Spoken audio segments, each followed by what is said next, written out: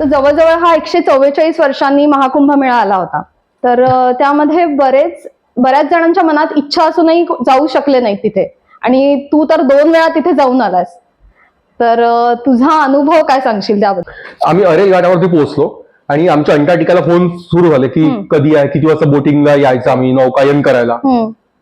आणि ही एक अत्यंत वाईट और मूड ऑफ करणारी न्यूज मिळाली की आजच नेमकं बोटिंग बंद आहे.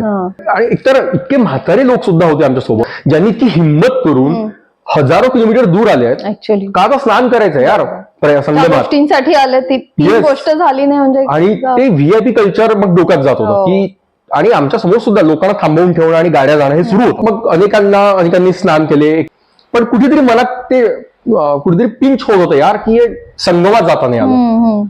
सो ठीक आहे, आपण सगळं स्नान केलंय, आता सगळ्या लोकांनी स्नान केले, शेवटी मी उरलो होतो. आणि मला आता मी वाट बघत होतो की यार आता सुरू होईल तेव्हा सुरू होईल म्हणायचं. लोकांना विचारतो की यार अभि हे जाएंगे ना, अभि हे उपराष्ट्रपती वगैरे. ते म्हणजे की हम भी होईल, आम्ही पण तेच वाट बघतोय की कधी जातील हे इथनं, आणि सगळ्या गोष्टी सुरू होतील.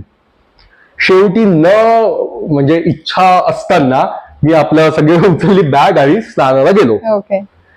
आणि तेव्हा मला एक गोष्टी जाणीव झाली, हे मी आजसाठी सांगतो की सामूहिक इच्छाशक्ती काय असते, काय कार्य करू शकते. मे बी कुठेतरी युनिव्हर्स मध्ये ती गोष्ट जाते वगैरे असे लोक जे म्हणतात.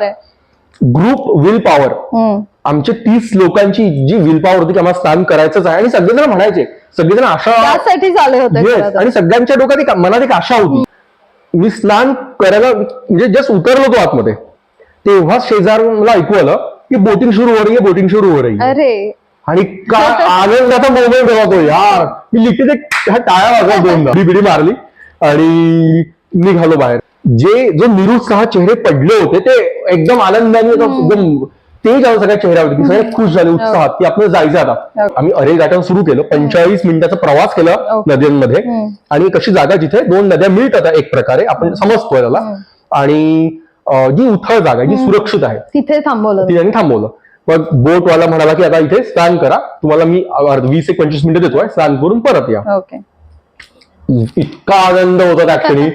त्या नद्या दिसताय, इकडे डावीकडे 2 घाट, उजवीकडे घाट, आणि आपण त्या नद्यांच्या मध्ये आहोत आणि सगळे जरा स्नान करत आहे.